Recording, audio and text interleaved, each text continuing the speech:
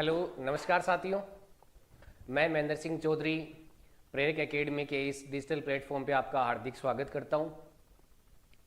आज अपनी विज्ञान की पहली क्लास होगी। हाँ, अनुभव वैष्णव आर्या रीड लेवल 2 इनके लिए भी होगी, लेकिन आज जो अपनी क्लास रहेगी वो अपने जो रसायन विज्ञान का जो पहला टॉपिक है वहाँ से अपन जो अपना सिलेबस का पहला पॉइंट है अम्ल, क्षार और लवण, उस वाले टॉपिक से अपन स्टार्ट करेंगे। बिल्कुल बिल्कुल, ये क्लास डेली रहेगी और टॉपिक वाइज क्लास रहेगी दिल्ली पुलिस के लिए भी। हाँ, जैसे जैसे आगे चलती जाएगी वैसे वैसे क्लासें अपनी होती रहेगी। तो अपन बात करते हैं सबसे पहले क्वेश्चन की ओर। तो अपना पहला क्वेश्चन क्या है, निम्न में से प्राकृतिक सूचक है। आपको ये बताना है कि अपन अम्ल और क्षार में अंतर करने के लिए कुछ सूचकों का प्रयोग करते हैं। सूचक प्राकृतिक हो सकते हैं, कृत्रिम सूचक या मानव निर्मित सूचक हो सकते हैं। तो इसमें से कौन से सूचक हैं वो कृत्रिम है? ऑप्शन ए हल्दी, दूसरा है पिटूनिया या जेरानियम पंखुड़ी, तीसरा है लिटमस पत्थर और डी उपरोक्त सभी। अच्छा, आंसर आ रहे हैं मौनता डी बिल्कुल राइट आंसर है आपका। तो अपने प्राकृतिक सूचक की जब भी अपन बात करते हैं, देखो अपन दो रूपों में लेके चलते हैं बेटा। एक तो अपने पास में आते हैं प्राकृतिक सूचक और दूसरे आते हैं अपने पास में कृत्रिम सूचक। अच्छा बेटा, ये किस काम में आते हैं? तो ये काम में आते हैं अम्ल और क्षार को समझने में। तो अपना हल्दी हो गया, पिटूनिया और जेरानियम के जो पौधे हो गए, इनकी पंखुड़ियां हो गई, और लिटमस पेपर हो गया, तीनों की तीनों कैसे हैं? प्राकृतिक हैं। अच्छा, इसके साथ आप एक आंसर और दे सकते हैं, इनके अलावा ऐसा कौन सा सूचक है जो प्राकृतिक है? कौन सा सूचक और भी है जो प्राकृतिक है? भगवान सिंह आंसर आ रहा है डी। बिल्कुल बिल्कुल डी राइट आंसर है। अच्छा, मोनवत का रहा है कृत्रिम का मेथिल ऑरेंज और फिनोप्थलीन, बिल्कुल राइट आंसर है। कृत्रिम में दो है, मेथिल ऑरेंज और फिनोप्थलीन। तो ध्यान रखना, प्राकृतिक में इनके साथ में गुड़हल का जो पादप है वो भी किसके अंदर आता है? प्राकृतिक में, और ये तीनों प्राकृतिक में। और कृत्रिम की जब भी अपन बात करेंगे तो क्या आ जाएगा? मेथिल ऑरेंज, और दूसरा कौन सा हो जाएगा? फिनोप्थलीन। और बाकी ये सारे के सारे कैसे हो जाएंगे? प्राकृतिक हो जाएंगे। बिल्कुल बिल्कुल, मौनव्रत का राइट आंसर आ गया कि एक प्राकृतिक सूचक गुड़हल भी होता है। बिल्कुल बिल्कुल। चलते हैं अपन नेक्स्ट क्वेश्चन की ओर। ये लो, नेक्स्ट क्वेश्चन आ रहा है कि जो अभी अपना प्राकृतिक था अम्ल, उसमें अपने हल्दी पढ़े थे प्राकृतिक सूचकों में। तो उस हल्दी की जब भी अपन बात करते हैं तो हल्दी अम्ल और क्षार के साथ मिलकर किस प्रकार के रंग प्रदान करती है? बताना। मेथिल लाल को पीला करता है। क्वेश्चन नंबर 2 है, उसका आंसर दीजिए कि अपना जो हल्दी प्राकृतिक सूचक है वो अम्ल और क्षार के साथ मिलकर किस प्रकार की क्रिया करता है? अच्छा, मौनव्रत का ऑप्शन आ रहा है ऑप्शन ए। अच्छा, ऑप्शन ए आ रहा है। बिल्कुल जल्दी से आप रिप्लाई करते रहिए। जितने लोग आप इस सेशन के साथ जुड़ेंगे अपने दोस्तों के साथ शेयर करते रहिए, सेशन को लाइक करते रहिए। ऑप्शन ए आ रहा है, बहुत सारे लोगों को ऑप्शन ए आ रहा है। तरुण सैनी डी, बिल्कुल गलत है बेटा, डी। ऑप्शन ए आ रहा है, काफ़ी लोगों के ऑप्शन आ रहे हैं। दिनशा चौधरी, इनका भी ए आ रहा है, मोहनव्रत का ए आ रहा है, काफ़ी बच्चों के सही आंसर आ रहे हैं। तो बेटा ध्यान से देखो, जब अपन बात करते हैं अम्ल और क्षार की, तो अपना जो हल्दी सूचक है वो एसिड के साथ तो येलो कलर में ही रहता है, पीले कलर में ही रहता है, लेकिन जब भी वो क्षार के साथ क्रिया करेगा तब वो कैसा बना देगा? लाल भूरे रंग में चेंज हो जाएगा। किस रंग में चेंज हो जाएगा? लाल और भूरे रंग में चेंज हो जाएगा। ये पीले के साथ में अम्ल के साथ में रहेगा और यहां पर लाल भूरे में किस में रहेगा? क्षार में। तो अपना ऑप्शन तो बी वाला तो बिल्कुल है, वो अपोजिट हो जाएगा। पहले क्षार का फिर अम्ल का दे दिया तो ये ऑप्शन तो अपना बिल्कुल गलत हो जाएगा। अच्छा, इसके अलावा अपन बात करते हैं गुड़हल पादप की।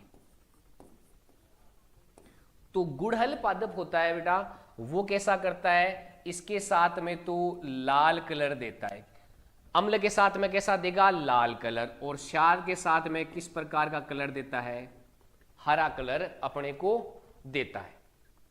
और इसके बाद में अपन ने 2-3 अपन ने एग्जाम्पल और देखे, पिटूनिया हो गया, व जेरानियम हो गया। ये क्या करते हैं, ये अम्ल के साथ तो लाल रंग देते हैं और इसके साथ में क्षार के साथ में ब्लू कलर देते हैं, नीला कलर ये देते हैं। तो ध्यान रखना, इसमें अपन ने दोनों चीजें पढ़ ली अभी तक, प्राकृतिक और कृत्रिम सूचक कौन कौन से हैं और वो किस प्रकार के रंग प्रदान करते हैं। बिल्कुल धीरे धीरे समझेंगे, सारे जीरो से लेकर हीरो लेवल तक अपन जाएंगे बिल्कुल आराम से। अब तक अगर साइंस समझ में नहीं आई है तो बिल्कुल आराम से समझेंगे, बिल्कुल आ जाएगी। तो यहाँ पर हल्दी कलर आ गया अपने पास में, गुड़हल की बात आ गई, और अपन ने पिटूनिया और जेरानियम है इनके बारे में बात कर ली। तो ये तो आ जाएगा अपने पिटूनिया और जेरानियम के लिए, सी ऑप्शन आ जाएगा अपने पास में गुड़हल के लिए, और ऑप्शन ए है जो अपना राइट आंसर है वो किसके लिए आ जाएगा, हल्दी के लिए आ जाएगा। बिल्कुल बिल्कुल धीरे धीरे आ जाएगी। इसके बाद में चलते हैं अपन नेक्स्ट क्वेश्चन की ओर। अपना नेक्स्ट क्वेश्चन क्या कह रहा है कि क्षार का जलीय विलयन क्या करता है, लाल लिटमस को नीला करता है, नीले लिटमस को लाल करता है, लिटमस पत्थर को रंगहीन करता है, या लिटमस पत्थर पर कोई प्रभाव नहीं डालता। आपको बताना है कि जब अगर क्षार का जलीय विलयन अपन बनाते हैं तो वो किस प्रकार का प्रभाव दर्शाएगा। अच्छा, मोहनव्रत का आंसर आया थर्ड का, ये बिल्कुल राइट आंसर। सार्थक अग्रवाल का आ रहा है लाल को नीला, बिल्कुल बिल्कुल राइट आंसर। तनुजा का भी राइट आंसर आ रहा है।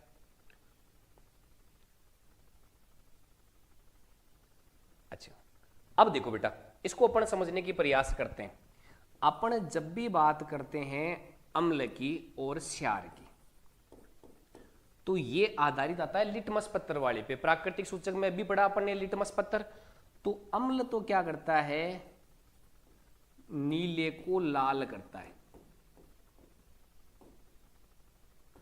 और जो क्षार है वो क्या करता है, लाल को नीला करता है। दोनों कंसेप्ट याद रहेंगे। अगर अपन बात करें अम्ल के साथ, अगर अपन ने लाल लिटमस पत्थर को ले लिया ना तो उस पे वो कोई रिएक्शन नहीं देगा। अपन ने क्षार के साथ नीला लिटमस पत्थर ले लिया तो वो उसके साथ किसी प्रकार का रिएक्शन नहीं करेगा। तो अम्ल क्या करता है, नीले को लाल करता है, और क्षार क्या करता है, लाल को नीला करता है। तो देखो ऑप्शन देखें, लाल को नीला कर रहा है लाल लिटमस को, तो पहला वाला ऑप्शन है वो किसके लिए हो जाएगा, क्षार के लिए। दूसरा वाला नीले लिटमस को लाल करता है, किसके लिए हो जाएगा, अम्ल के लिए हो जाएगा। तो अपने को क्षार के जलीय विलयन के लिए पूछा गया था, तो इसका ऑप्शन ए है वो क्या हो जाएगा, राइट आंसर हो जाएगा। इसके बाद में अपन बात करते हैं नेक्स्ट क्वेश्चन की ओर। अपना नेक्स्ट क्वेश्चन है, अम्ल है वो सोडियम बाइकार्बोनेट के साथ में क्रिया करके कौन सी गैस बनाता है। अपन जब भी एसिड की बात कर रहे हैं, इसको अपन सोडियम बाइकार्बोनेट जो एक क्षारक होता है, उस क्षारक के साथ क्रिया करके कौन सी गैस बनाते हैं, इसका अपने को आंसर देना है। तो अपन बात करते हैं अम्ल की। तो देखो, अपन अगर किसी भी अम्ल को लेते हैं, अगर मान लो अपन ने HC ले लिया, हाइड्रोक्लोरिक अम्ल,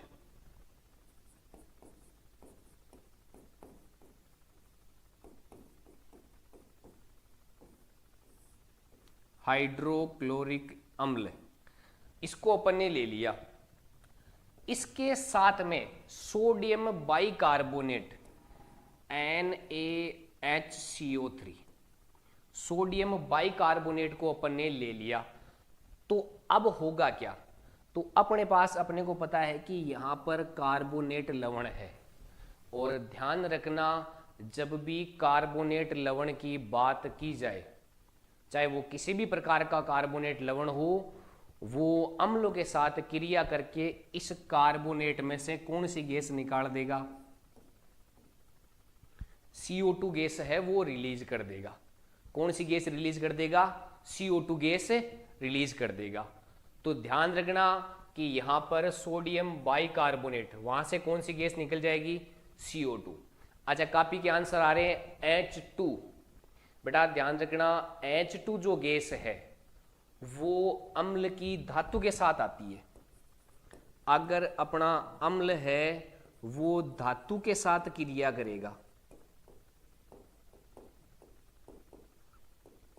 तब अपने पास में हाइड्रोजन गैस निकलेगी। अम्ल है वो धातु के साथ क्रिया करेगा तब हाइड्रोजन गैस निकलेगी। लेकिन अगर अम्ल है वो सोडियम बाइकार्बोनेट या किसी भी कार्बोनेट के साथ में क्रिया करेगा तो कौन सी गैस निकलेगी? CO2 गैस निकलेगी। बिल्कुल ख्यालीराम का आंसर आ रहा है, तीसरे का भी बिल्कुल राइट आंसर है। तो यहां पर अपने पास में क्या हो जाएगा? CO2 है वो अपना राइट आंसर हो जाएगा।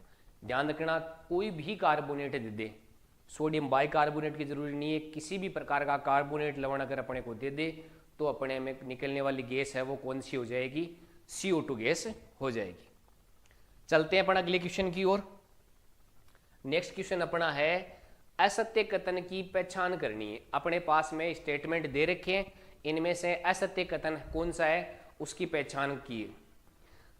अपने पास में दे रखे हैं लवणों के जलीय विलयन सूचालक होते हैं, लवणों के गलनांक और क्वथनांक उच्च होते हैं, लवण की व अम्लों की क्षार क्रिया में अम्ल और क्षार की जब भी क्रिया होगी तो लवण बनेगा, वो ऊष्माक्षेपी प्रक्रिया होगी, और इनमें से कोई नहीं। जल्दी से आंसर दो बेटा इसमें।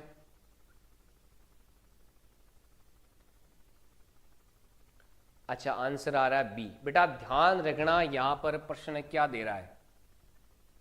असत्य कथन बताना है, मतलब ऐसा स्टेटमेंट बताना है अपने को जो गलत है।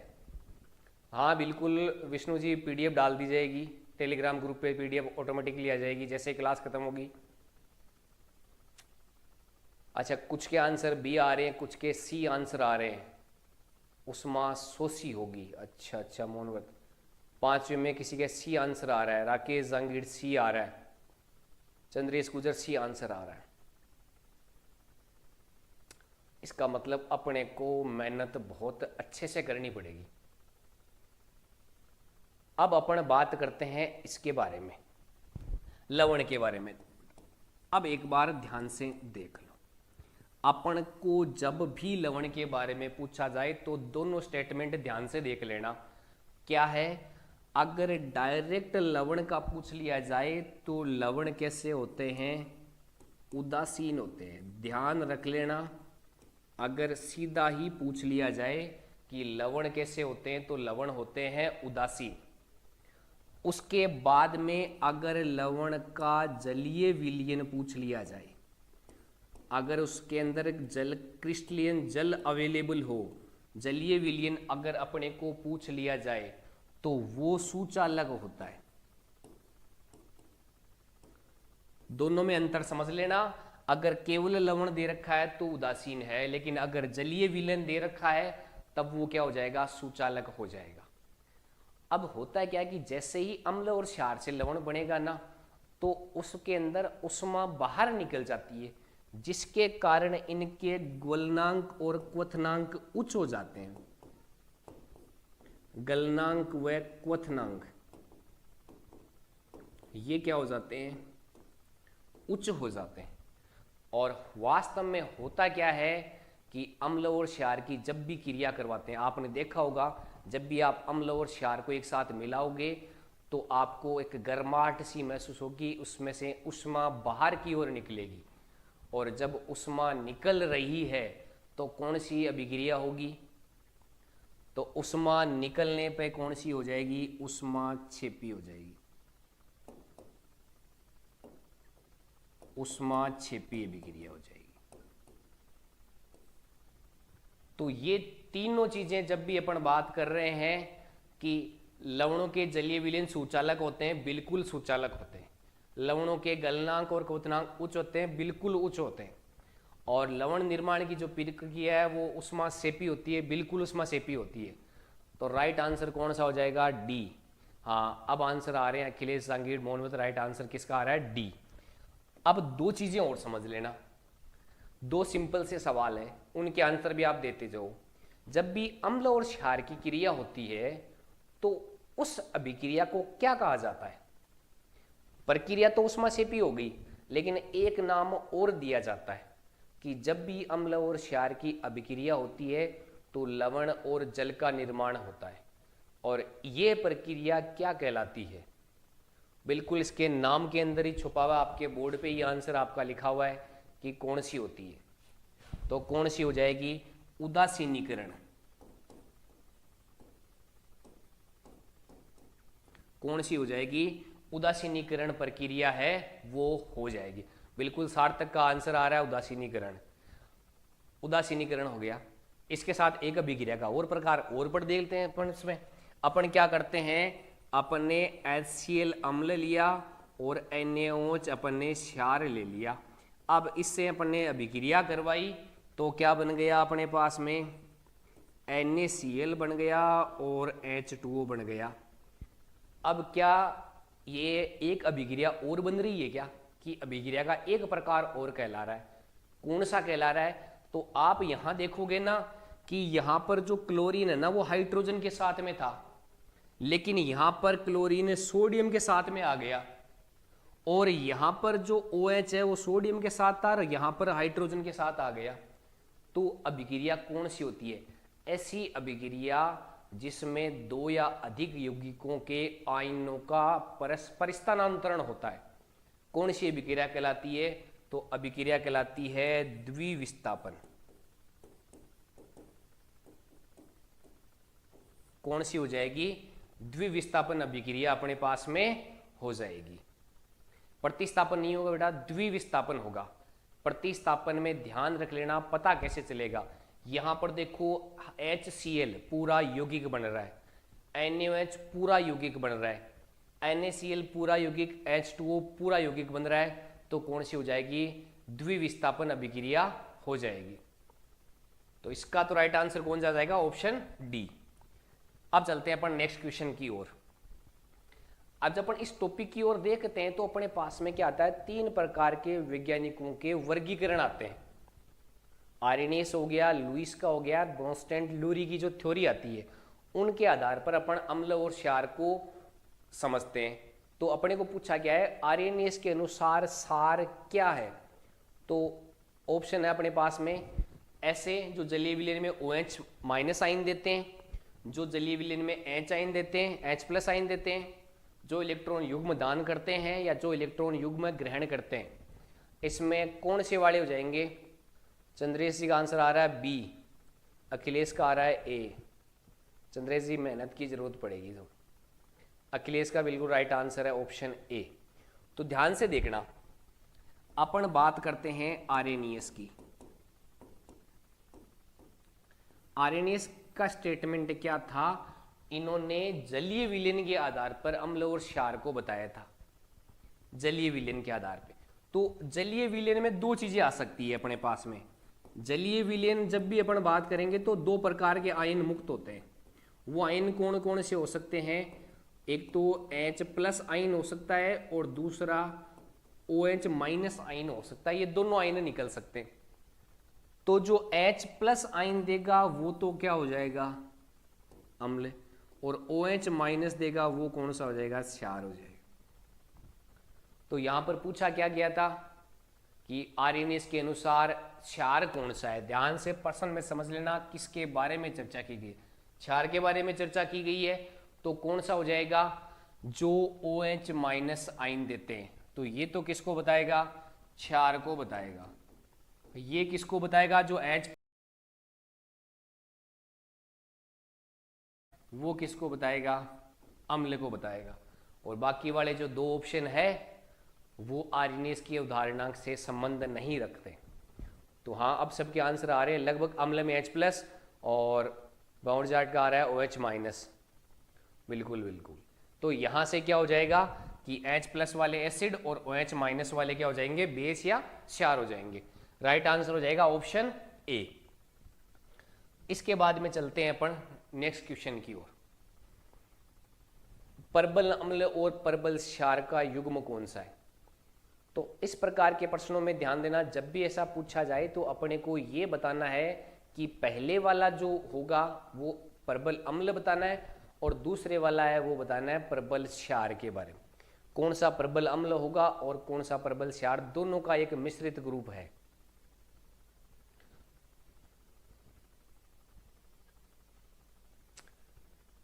कैलाश जी का आंसर आ रहा है बी, बिल्कुल जल्दी आंसर। भगवान सिंह का आ रहा है डी, डी। तरुण सैनी का आ रहा है डी, अखिलेश का आ रहा है डी। बिल्कुल बिल्कुल भगवान सिंह का भी आंसर आ रहा है। तो अपन बात करते हैं, देखो अपन बात करते हैं परबल अम्ल और परबल क्षार की। परबल अम्ल, उसके बाद में दूसरे कैसे होंगे, दुर्बल अम्ल, फिर क्या हो जाएगा परबल क्षार और दुर्बल क्षार।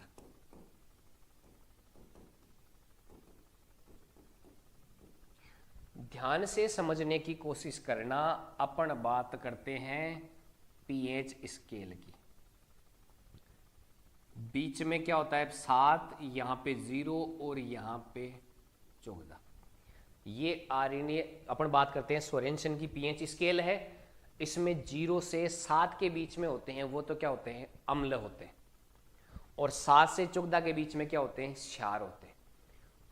अब यहां पे ध्यान रखना, 0 से 7 के बीच वाले अम्ल और यहां पे कौन से हो गए, क्षार।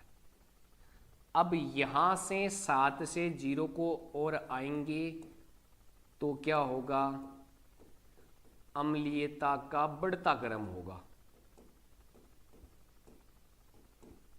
और अगर 7 से 14 की ओर जाएंगे तो क्षारीयता का बढ़ता क्रम होगा।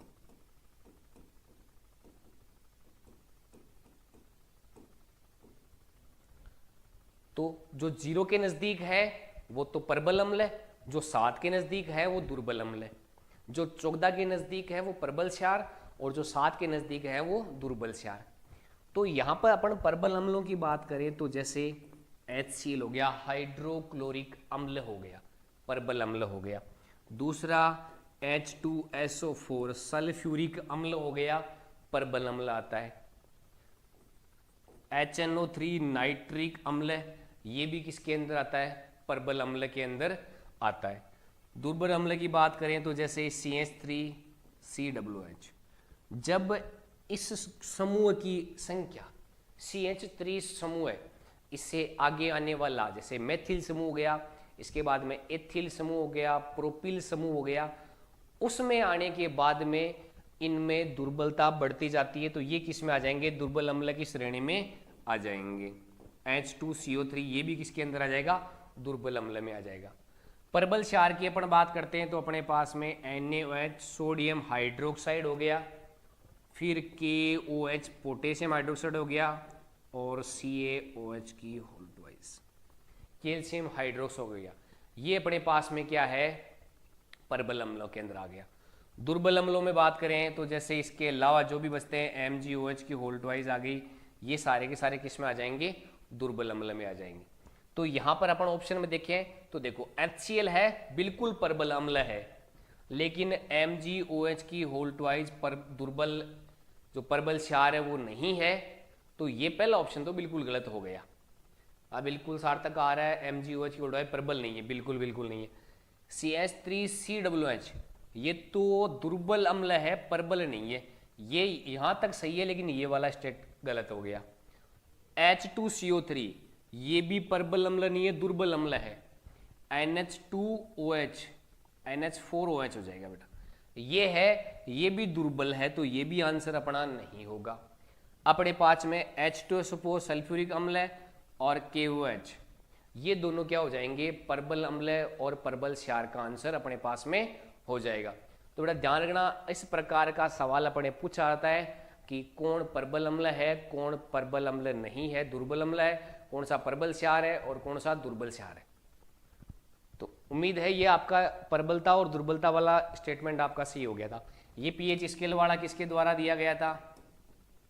सोरेनसन के द्वारा दिया गया था। चलिए नेक्स्ट क्वेश्चन की ओर। अब अपन बात करते हैं ब्रोंस्टेंट लोरी के अनुसार सार क्या है। अच्छा, अखिलेश का आ रहा है सर टॉपिक पहले बता देना ताकि हम रिवीजन कर सकें। बिल्कुल, जैसा अपने रीट मेंस का जो सिलेबस दे रखा है ना, उस सिलेबस के अकॉर्डिंग ही अपन चलेंगे। बिल्कुल सिलेबस के अंदर पहला अपना टॉपिक था अम्ल, क्षार और लवण। जैसे ही इस टॉपिक के जितने क्वेश्चन है वो सारे हो जाते हैं, उसके बाद में तत्व, यौगिक और मिश्रण वाले टॉपिक पे चलेंगे। उसके बाद में भौतिक रासायनिक परिवर्तन वाला चलेगा। बिल्कुल डिट्टो अपन सिलेबस के अकॉर्डिंग चलेंगे। हाँ, अब आंसर आ रहे हैं बी, सार्थक का भी आंसर आ रहा है 8वें में बी। ब्रोंस्टेंट लोरी के अनुसार क्षार है। बेटा सोचना पड़ेगा ये किसका स्टेटमेंट है। आर्यनियस का OH माइनस H+ वाला था, वो आर्यनियस का था। लुइस वाले दो अलग स्टेटमेंट थे, ब्रोंस्टेंट लोरी वाले अलग स्टेटमेंट थे। अखिलेश का आंसर आ रहा सी। बाउंडजार्ड का आ रहा है बी। अभी तक सही आंसर नहीं आ पाया किसी का भी। अच्छा चलो बात करते हैं। अब एक बार देख लो बोर्ड पे। बिल्कुल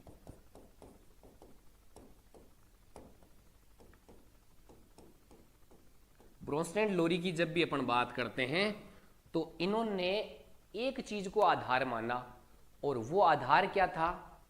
प्रोटॉन। कि अगर कोई भी तत्व है वो प्रोटॉन दे रहा है या प्रोटॉन ले रहा है, उसके आधार पर ही इन्होंने क्या किया? अपना वर्गीकरण किया। तो मेनली आधार किसको माना? प्रोटॉन को आधार माना।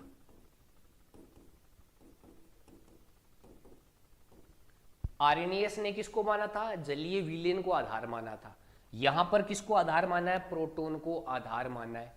तो इन्होंने क्या कहा कि जो भी अम्ल होंगे वो तो क्या करेंगे? प्रोटॉन का दान करेंगे। तो वो तो कैसे होंगे? प्रोटॉन दाता हो जाएंगे। जो भी अपने पास में क्षार होंगे वो कैसे होंगे?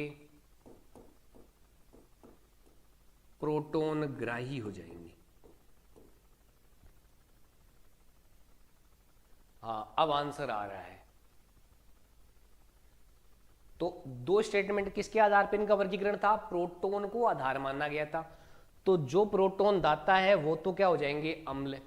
और जो प्रोटॉन ग्राही है वो क्या हो जाएंगे? क्षार। तो अपने को ध्यान रखना, पूछा क्या गया था? क्षार के बारे में पूछा गया था।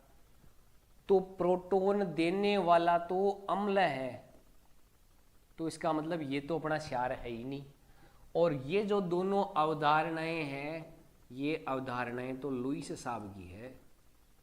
तो ये दोनों अवधारणाएं तो डायरेक्ट अपने संबंध रखती नहीं है ब्रोंस्टेंट लोरी से। पहले वाला अम्ल का हो गया, दोनों लुईस की उदाहरण है, तो बचा नन ऑफ दीज, ये वाला आंसर अपने पास में हो जाएगा।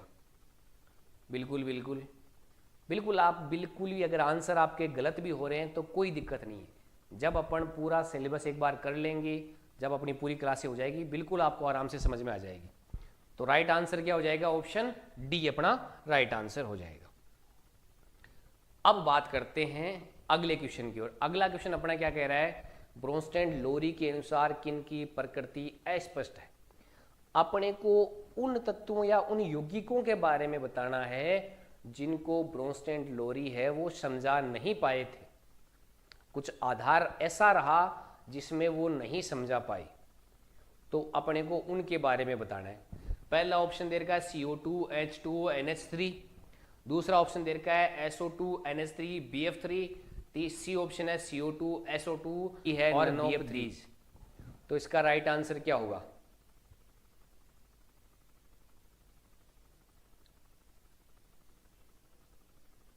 बिल्कुल बिल्कुल जल्दी से आंसर देते रहिए। ब्रोंस्टेंट लोरी के अनुसार किन की प्रकृति अस्पष्ट है। तो बेटा ध्यान रखना, ब्रोंस्टेंट अपन लोरी की अभी भी बात करते हैं तो इनका आधार क्या था? मेनली प्रोटॉन आधार था। बेस इनका क्या चल रहा था? प्रोटॉन पे बेस चल रहा था। अच्छा बिल्कुल बिल्कुल, ख्यालीराम का आंसर सी आ रहा है, एस मुंड का आंसर भी सी आ रहा है। बिल्कुल बिल्कुल, इस बार आपके राइट आंसर काफी बच्चों के आ रहे हैं। तो इनका मेन आधार क्या था? प्रोटॉन था। अगर जिनमें प्रोटॉन लेना है या देना है उनका वर्गीकरण तो ये कर पाए, लेकिन अगर मान लो कोई यौगिक ऐसा है जो ना प्रोटॉन ग्राही है ना प्रोटॉन दाता है, तो उनका वर्गीकरण ये नहीं कर पाए, और उन्हें कैसे कहा गया? अप्रोटोनिक।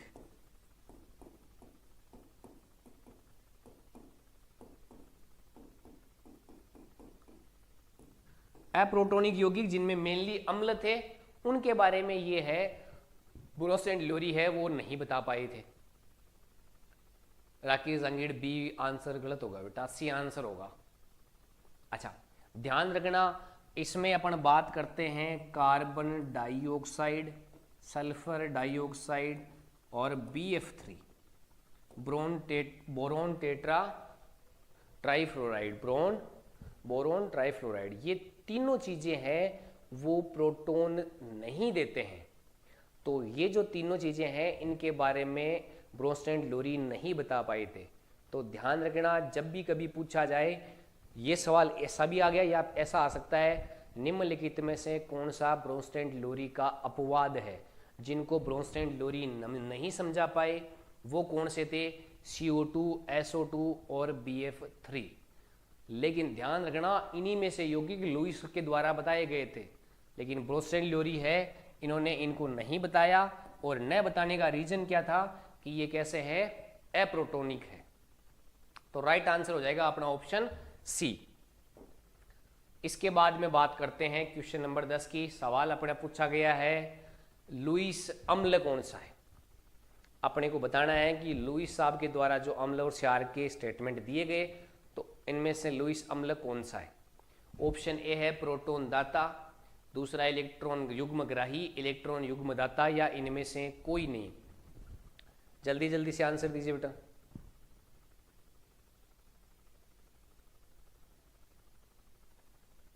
अच्छा, ख्यालीराम सड़े हुए अंडे की बदबू, बिल्कुल बिल्कुल। तो अपन ने क्या है अब तक ब्रोस एंड लोरी और आर्यनियस दोनों के समझ लिए। अच्छा, ख्यालीराम का आंसर आ रहा है सी आ रहा है, भगवान राम का आ रहा है, भगवान सिंह का आ रहा है सी, बाउंड जाट का आ रहा है बी सी बी, बिल्कुल बिल्कुल। तो देखो इसमें अपन बात करते हैं तो लुईस साहब के द्वारा दी गई अवधारणाएं, इनकी अवधारणा क्या थी बेटा? इनकी अवधारणा ये थी कि या तो आप इलेक्ट्रॉन युग्म है वो ग्रहण करो या फिर इलेक्ट्रॉन युग्म का त्याग करो। तो किसके बेस पे थी? इलेक्ट्रॉन युग्म के बेस पे थी। इलेक्ट्रॉन युग्म है वो या तो दान करेगा या ग्रहण करेगा, उसके आधार पे। तो इन्होंने ये कहा कि जो अम्ल होगा वो क्या करेगा? इलेक्ट्रॉन युग्म ग्रहण करेगा, और जो क्षार होगा वो क्या करेगा? इलेक्ट्रॉन युग्म दान करेगा। ध्यान रखना, ब्रोस एंड लोरी के अंदर अम्ल था वो प्रोटॉन का दान कर रहा था, और यहां पर अम्ल है वो इलेक्ट्रॉन युग्म ग्रहण कर रहा है। तो प्रोटॉन का तो दान करने वाला जो लोरी की उदाहरण थी उसमें अम्ल था, और यहाँ पर इलेक्ट्रॉन युग्म ग्रहण करने वाला वो है अम्ल। वहां पर प्रोटॉन ग्रहण करने वाला क्षार था, यहाँ पर इलेक्ट्रॉन युग्म दान करने वाला क्या है? क्षार है। बिल्कुल बिल्कुल, नमस्कार नमस्कार। तो ध्यान रखना, यहाँ पर बात करते हैं। तो देखो प्रोटॉन दाता, तो पहली बात तो ये प्रोटॉन दाता तो ब्रोस एंड लोरी की उदाहरण में तो था, यहाँ पर बिल्कुल था ही नहीं। अब अपन बात करते हैं इलेक्ट्रॉन युग्म ग्राही, तो ये क्या हो जाएगा? अम्ल हो जाएगा। इलेक्ट्रॉन युग्म दाता ये क्या हो जाएगा? क्षार हो जाएगा। बिल्कुल बिल्कुल, ख्यालीराम का आंसर आ रहा है उल्टा कंसेप्ट, बिल्कुल उल्टा कंसेप्ट है। लुईस और जो ब्रोस एंड लोरी है उनमें उल्टा कंसेप्ट काम में लेना है अपने को। प्रोटॉन वाले में तो देने वाला अम्ल और लेने वाला क्षार, और अगर इलेक्ट्रॉन युग्म की बात करें तो देने वाला क्षार और लेने वाला क्या हो जाएगा? अम्ल हो जाएगा। तो अपना राइट आंसर है वो क्या हो जाएगा? ऑप्शन बी है वो क्या हो जाएगा? अपना राइट आंसर हो जाएगा। नेक्स्ट क्वेश्चन की ओर चलते हैं अपन। अगला क्वेश्चन है अपना, लुईस अम्ल क्षार के मध्य किस प्रकार का बंध होता है। बहुत ही शानदार प्रश्न है। जो लुईस अवधारणा के अकॉर्डिंग जब अम्ल और क्षार की क्रिया होती है तो उसके अंदर किस प्रकार का बंध बनता है। अजीत सिंह का ऑप्शन आ रहा है सी।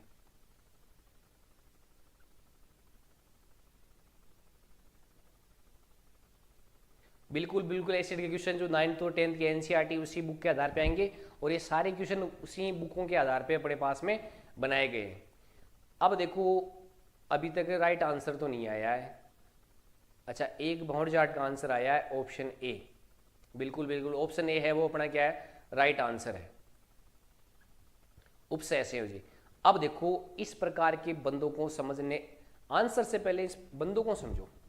आयनिक बंध होता है ना, वो किन के मध्य होता है, आयनों के मध्य होता है। आप इस कंसेप्ट को बिल्कुल समझ लेना, आज के बाद इस कंसेप्ट में बिल्कुल भी कंफ्यूजन नहीं होगी। देखो बच्चे कंफ्यूज कहाँ हो रहे हैं, अपन बात करते हैं अम्ल की, तो अम्ल की बात करें तो यहाँ पे देखो अम्ल में क्या होगा, H+ और Cl-, दो भागों में टूट गया। आवाज नहीं आ रही है, बिल्कुल आवाज आ रही है। तो अम्ल है वो दो भागों में टूट गया, H+ और Cl-। तो जब ये दोनों आयन आपस में मिलेंगे ना, आवाज नहीं आ रही है, कम आ रही है आवाज। तो ध्यान रखना कि जब H+ और Cl-, जब ये दोनों आयन मिलके बनाएंगे,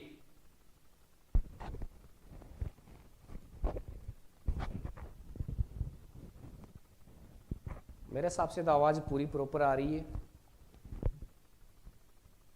आवाज बढ़ाओ, मजा नहीं आ रहा है, कम आ रही है।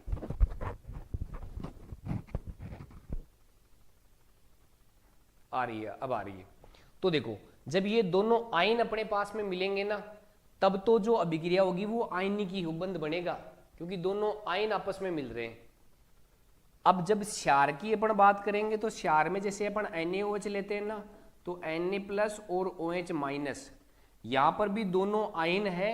तो जब ये दोनों आयन मिलकर करेंगे ना, तब भी आयनिक ही होगी। लेकिन यहां पर ये नहीं पूछ रहा है, यहां पर ये पूछ रहा है कि जब अपना अम्ल HCl बना हुआ है और अपना क्षार NaOH पूरा यौगिक बना हुआ है, अब इन दोनों की अभिक्रिया होगी, तब क्या आंसर आएगा। तब तो ध्यान रखना, अगर अम्ल के अंदर H+ और Cl- में अभिक्रिया हो रही है तो आयनिक होगा।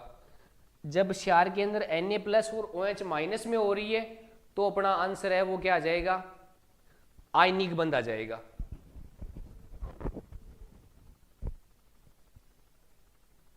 एक बार कमेंट करके बता दे आवाज आ रही है नहीं आ रही है। बिल्कुल बिल्कुल कमेंट करके आवाज नहीं आ रही है।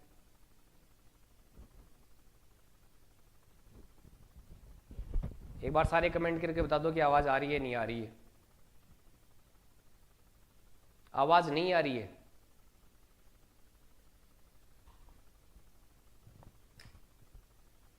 बिल्कुल मेरे हिसाब से तो आवाज आ रही है, प्रॉपर आवाज आ रही है। आप अपने सिस्टम की तरफ से अपनी आवाज बढ़ाइए, यहां से शायद बिल्कुल आवाज आ रही है। हाँ बिल्कुल आ रही है आवाज, कोई दिक्कत नहीं है। तो ध्यान रखना जब आयनों के बीच हो रहा है तब तो आयनिक अभिक्रिया है। अब इसमें देखना सहसंयोजी बंध और उपसहसंयोजी बंध को समझ लो बिल्कुल अच्छे तरीके से, आज के बाद इस कंसेप्ट में कभी डाउट नहीं रहेगा। तो ध्यान रखना,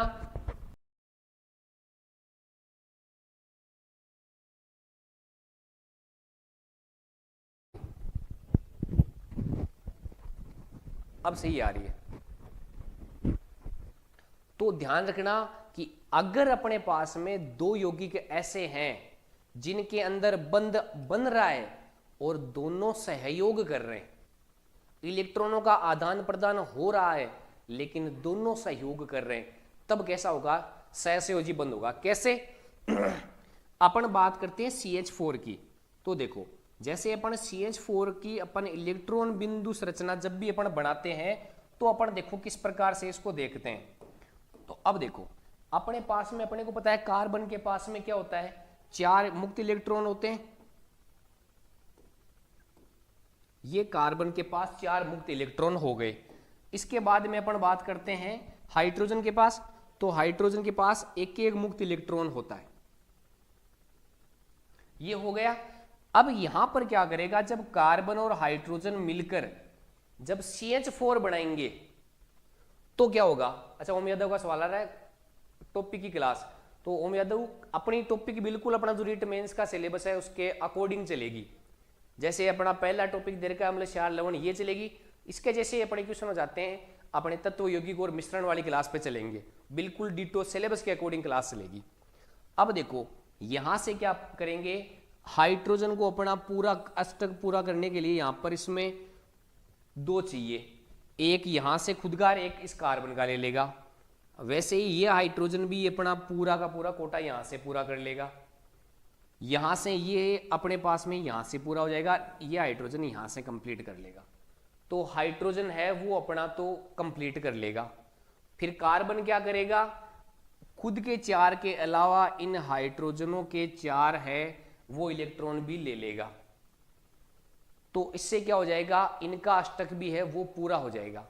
तो इस वाले में आप देखोगे कि साझा जब इलेक्ट्रॉनों का हो रहा है तो हाइड्रोजन भी सहयोग कर रहा है और कार्बन भी सहयोग कर रहा है।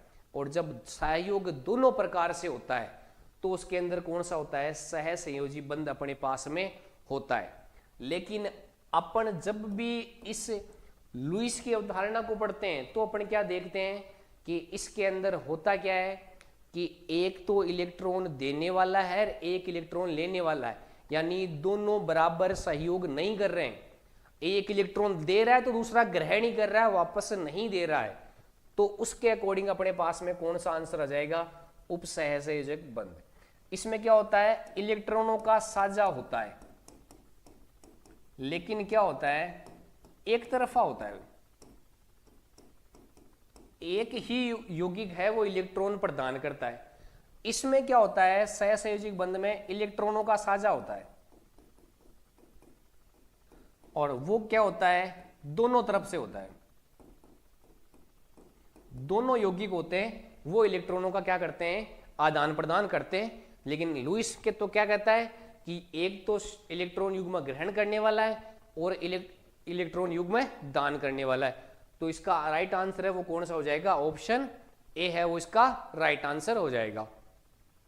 फिर चलते हैं अपन नेक्स्ट क्वेश्चन की ओर। लुईस क्षार नहीं है तो अपने को इन ऑप्शनों में से अपने को बताना है कि कौन सा लुईस क्षार नहीं। एक तो है OH-, H2O, NH3 और BF3। कौन सा है जो लुईस क्षार नहीं है, बिल्कुल जल्दी जल्दी आंसर दीजिए फटाफट। कौन सा लुईस क्षार नहीं है,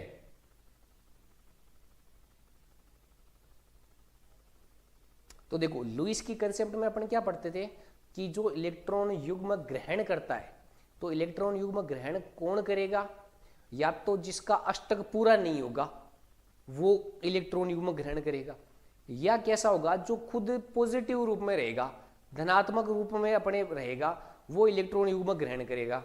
जिसका अष्टक पूरा हुआ होगा या फिर जो ऋणात्मक होगा या इलेक्ट्रॉन देने वाला होगा वो क्या करेगा, इलेक्ट्रॉन दाता के रूप में काम करेगा। एस मोड का आंसर आ रहा है बी, H2O। बाकी भी फटाफट आंसर दे।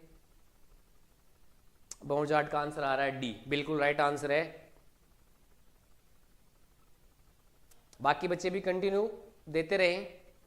अच्छा हाँ, बाउंड का आ रहा है BF3, बोरोन ट्राइफ्लोराइड, ये इनका आंसर आ रहा है। एस मोड बी आंसर नहीं है। देखो बी आंसर क्यों नहीं है, पहली बात तो अपन बात करते हैं तो अपन ने अभी भी क्या पढ़ा कि एक तो होता है अपने पास में लुईस अम्ल। तो लुईस अम्ल कौन कौन से होते हैं, एक तो वो होंगे जिनका अष्टक है ना वो क्या रहेगा, अपूर्ण रहेगा, और दूसरे कौन से होंगे जो धनायनिक हैं।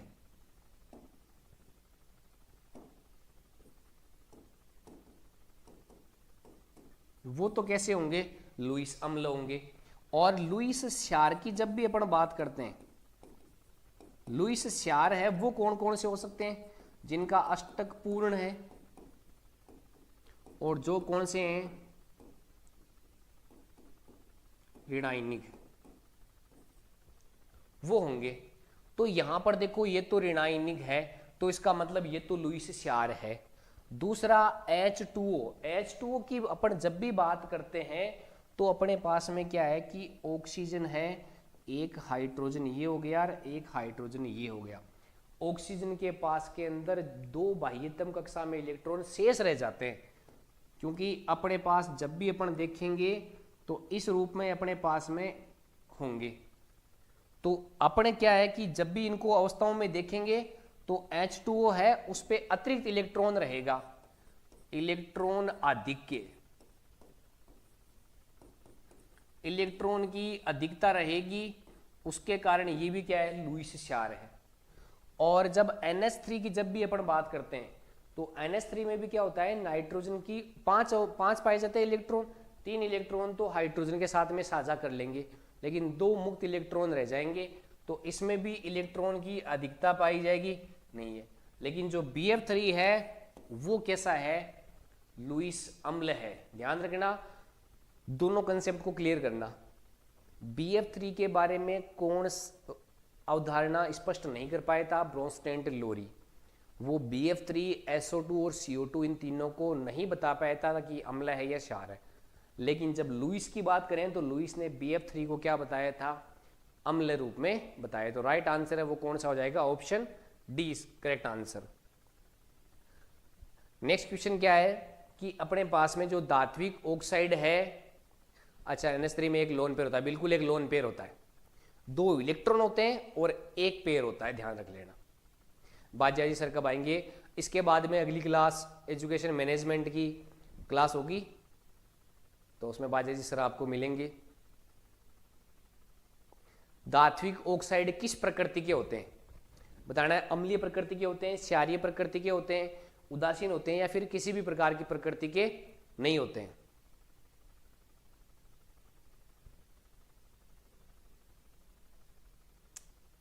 अच्छा, अखिलेश सांगेड़ का आंसर आ रहा है बी, बिल्कुल राइट आंसर है। बिल्कुल आप लगातार जुड़े रहिए, सेशन को लाइक करते रहिए, अपने दोस्तों के साथ शेयर करते रहिए। अपन बिल्कुल आराम से लेकर लास्ट क्लास तक, सर अलग अलग क्लास डालो को, बिल्कुल अपनी क्लास है बिल्कुल अलग अलग चलेगी, अपनी शुरू से लेकर चलेगी। अच्छा, बेसिक नेचर होगा, बिल्कुल बेसिक नेचर होगा। विनोद गलत हो जाएगा, एसिड नेचर नहीं होगा, क्षारीयता होगी। एस मुनगा 6 सारथी का आ रहा है, एक गलत आंसर है भाई। ध्यान देना, पूछा किसका गया है, धात्विक ऑक्साइड का पूछा गया है।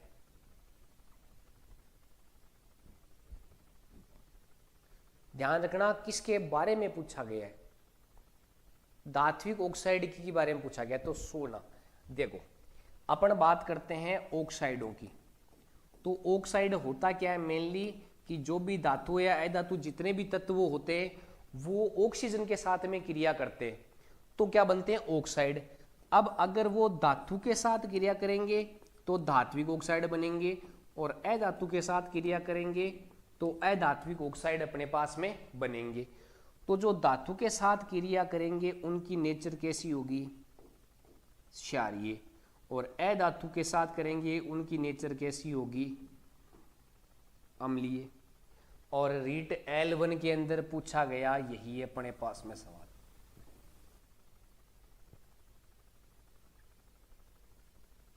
आप गवर्नमेंट टीचर है ना, हाँ बिल्कुल बिल्कुल। देखो जैसे अपनी क्लास खत्म होती है उसके बाद में बाजाजी सर की क्लास आएगी, बिल्कुल आएगी, मैनेजमेंट की क्लास रहेगी, उसके बाद में साइकोलॉजी की क्लास भी आती रहेगी। देखो अच्छा, 6 का सवाल है कि इसमें NaOH क्यों नहीं लाया गया। तो ध्यान रखना, जब भी अपन बात करते हैं NaOH है वो ऑक्साइड नहीं है, NaOH है वो क्या है, ऑक्साइड नहीं है, इसीलिए NaOH है वो आप उसमें देख रहे हो, बिल्कुल ध्यान रखना। अगली क्लास बिल्कुल बाजाजी सर की होगी, और बिल्कुल आप एकजुट होकर तैयार रहिए। बिल्कुल बाजाजी सर की क्लास एजुकेशन मैनेजमेंट के टॉपिक को लेकर रहेगी, उसके बाद में जब उसके अगली क्लास हो जाएगी फिर उसके बाद में साइकोलॉजी क्लास भी रहेगी। तो जब भी ध्यान रखना, जब भी ऑक्साइड बनेगा तो अगर धातु का ऑक्साइड है तब तो क्षारीय रहेगा, और अधातु का ऑक्साइड है वो कैसा रहेगा, अम्लीय प्रकृति का रहेगा। अब जिनका NaOH था ना, वो ध्यान रखना NaOH है वो ऑक्साइड नहीं है, हाइड्रोक्साइड है वो एक, तो उसका ध्यान रखना।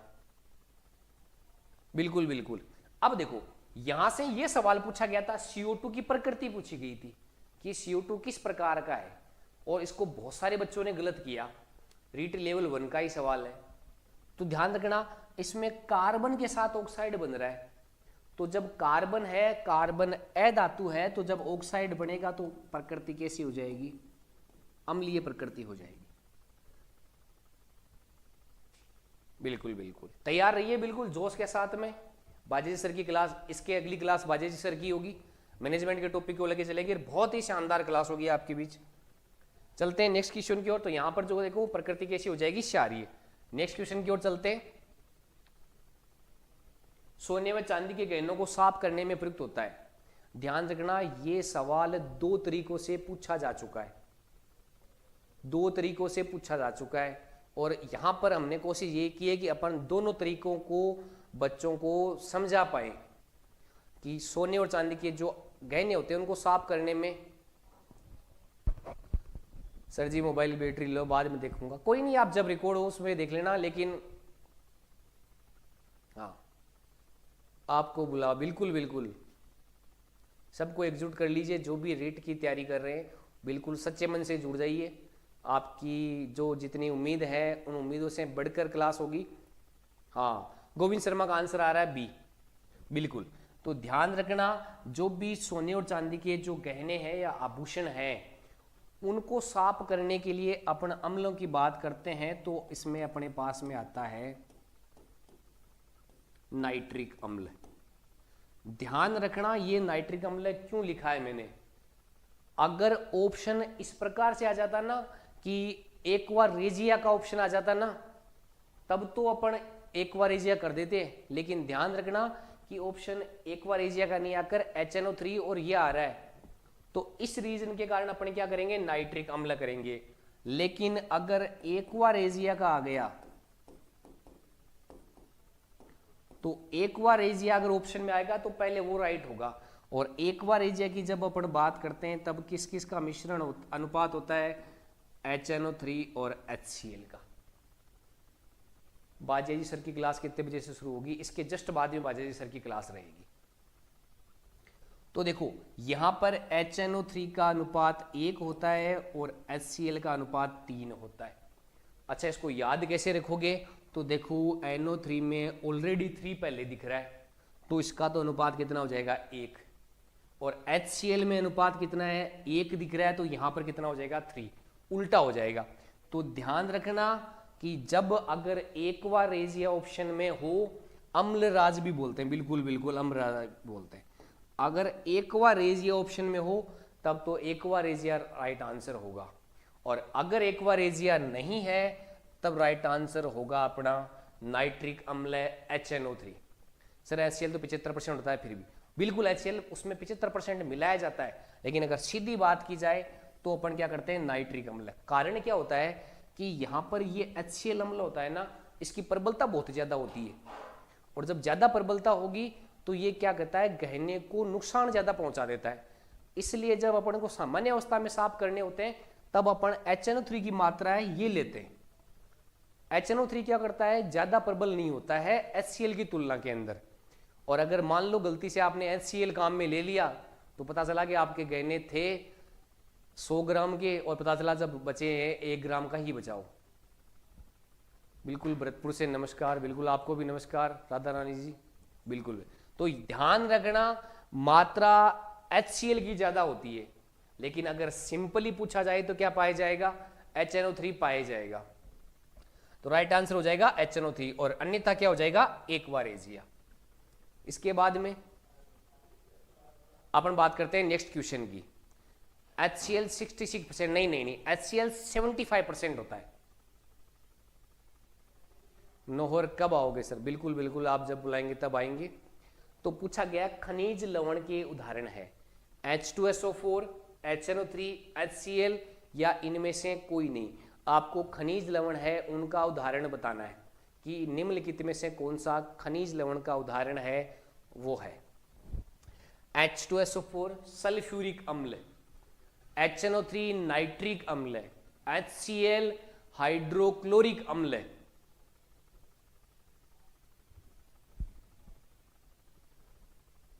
अच्छा, यहां पे ऑल ऑफ अबव होगा भाई,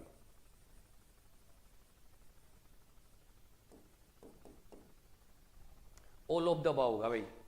ऑप्शन डी एक बार वापस से कर लेना। गंगानगर से आपको नमस्कार नमस्कार नमस्कार भाई, बिल्कुल स्पीड बढ़ाएंगे। देखो कुछ बच्चे ऐसे हैं जिनकी साइंस बहुत वीक है, उनके लिए दिस सर विजय बाजे सर क्या पढ़ाएंगे, सबसे पहले मैनेजमेंट पढ़ाएंगे, उसके बाद में साइकोलॉजी की। तो 15 क्वेश्चन के अंदर अपना क्या हो जाएगा, राइट आंसर। ये देखो अपने को खनिजों से प्राप्त होते हैं, और खनिजों से प्राप्त होते हैं H2SO4, HNO3, HCl। दोनों चीजें ध्यान रखना, आप इस चीज को ध्यान रखना कि ये तीनों के तीनों कैसे हैं, परबल अम्ल भी है, और परबल अम्ल के साथ साथ तीनों कैसे हैं, खनिज लवण के रूप में भी अपने को प्राप्त होते हैं। तो अपना राइट आंसर क्या है, डी हो जाएगा अपना। बिल्कुल बिल्कुल सारे के सारे हो जाएंगे, बिल्कुल बिल्कुल, बहुत अच्छा लग रहा है, बहुत बेहतरीन। इसके बाद चलते हैं नेक्स्ट क्वेश्चन की ओर। अब देखो बहुत ही बेहतरीन कंसेप्ट के साथ ये क्वेश्चन आपके सामने लाया गया है। अगर जब भी एग्जाम के अंदर एग्जामिनर सवाल पूछेगा तो इस प्रकार के सवालों को वो पूछ सकता है। मेनली वो एक ही पूछेगा, लेकिन अपन ने क्या किया, यहां पर आपके सामने कोशिश ये की गई है कि 4 से 5 फैक्ट एक क्वेश्चन के अंदर ही क्लियर हो जाए। बिल्कुल बिल्कुल आप आंसर देते रहिए। अपने पास में एक तरफ अपने पास में लवण दे रखे हैं और दूसरे पास में उनके उपयोग दे रखे हैं।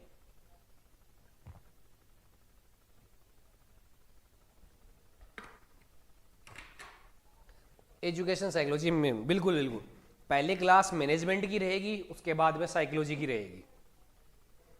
अखिलेश अंगड़ का आंसर आ रहा है सी। अच्छा अच्छा, तो देखो अब चलते हैं अपन। देखो यहां पे जो दे रखा है उसके साथ भी एक्स्ट्रा डिटेल अपन पढ़ते जाएंगे। बिल्कुल CaOH की होल ट्वाइस, इसको क्या बोलते हैं, कैल्शियम हाइड्रोक्साइड। क्या कहा जाता है, कैल्शियम हाइड्रोक्साइड। और दूसरा क्या कहा जाता है, बुझा हुआ चूना। तो बुझा हुआ चूना है, इसकी अपन क्या काम में लेते हैं, तो इसको काम में लेते हैं मिट्टी की अम्लता को दूर करने के अंदर। फिर क्या है, MgOH की होल ट्वाइस, मैग्नीशियम हाइड्रोक्साइड, और क्या होता है, मिल्क ऑफ मैग्नीशिया।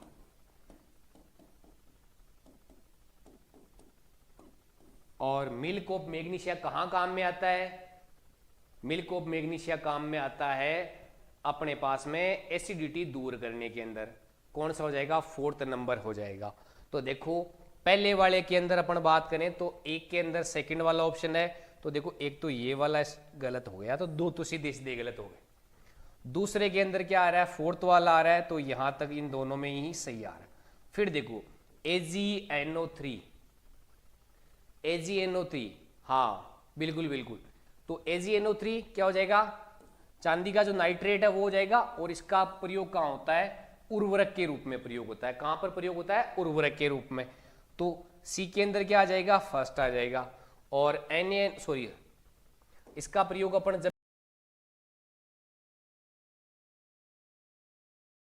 होता है उर्वरक के रूप में, तो सी के अंदर क्या आ जाएगा, फर्स्ट आ जाएगा। और इसका प्रयोग अपन जब भी बात करते हैं AgNO3 फोटोग्राफी में आता है। किसके अंदर आता है, फोटोग्राफी के अंदर काम में आता है। जब भी अपन वोट देने के लिए जाते हैं तो आपने देखा होगा कि एक इंक होती है, अपने वोटिंग वाले जब भी देते हैं वहां पे लगाई जाती है। तो वहां पर किसका प्रयोग किया जाता है, AgNO3 का प्रयोग किया जाता है। तो इसका मतलब ये कौन सा आ जाएगा, 3 आ जाएगा। इसमें 3 नहीं है, तो राइट आंसर क्या हो जाएगा, ऑप्शन अपना सी है। सर वाटर के साथ रिएक्शन करने पर मिलता है, बिल्कुल बिल्कुल। तो अपने पास में क्या आ जाएगा, NaNO3 है, जो अपने पास में सोडियम का नाइट्रेट है, वो कहां पे आता है, उर्वरक के रूप में।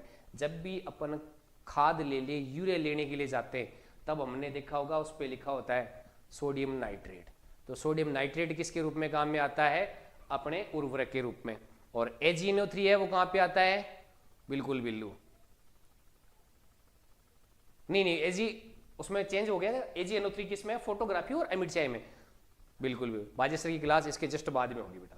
तो राइट आंसर क्या हो जाएगा, सी। ध्यान रखना AgNO3 फोटोग्राफी और एमिड चाय में ही है, बिल्कुल बिल्कुल। हाँ, और NaNO3 वो किसके अंदर है, उर्वरक में। सोडियम नाइट्रेट है वो किसके अंदर है, उर्वरक के अंदर है। इसके बाद में इससे भी बेहतरीन क्वेश्चन है, इसमें भी आपने पास में 4 अपने पास में ऑप्शन दे रखे, इनमें अपने को इनके उपयोग के साथ में मिलाना है। तो उपयोग क्या हो जाएगा, AgI सिल्वर आयोडाइड। अच्छा, इसका संबंध अभी राजस्थान में एक जगह पर प्रयोग हुआ था, वो कहां पर प्रयोग हुआ, तो सिल्वर जो आयोडाइड है, सिल्वर आयोडाइड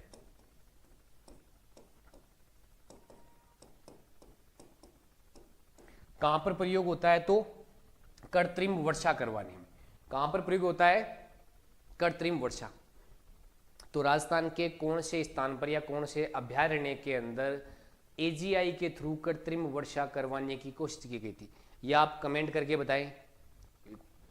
तो AgI है सिल्वर आयोडाइड, किसमें आ जाएगा, कृत्रिम वर्षा करवाने के अंदर। KNO3 potassium nitrate, potassium nitrate है वो किसके रूप में आ जाएगा, अपने विस्फोटक सामग्री बनाने के रूप में। किसमें काम आ जाएगा, विस्फोटक सामग्री बनाने के अंदर।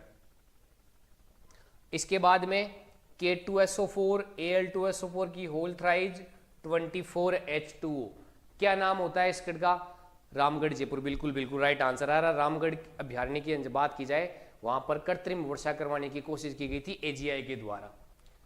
K2SO4 Al2SO4 की होल थ्राइज 24H2O, ये किसका सूत्र है, पहले कौन बताएगा। K2SO4 Al2SO4 की होल थ्राइज 24H2O,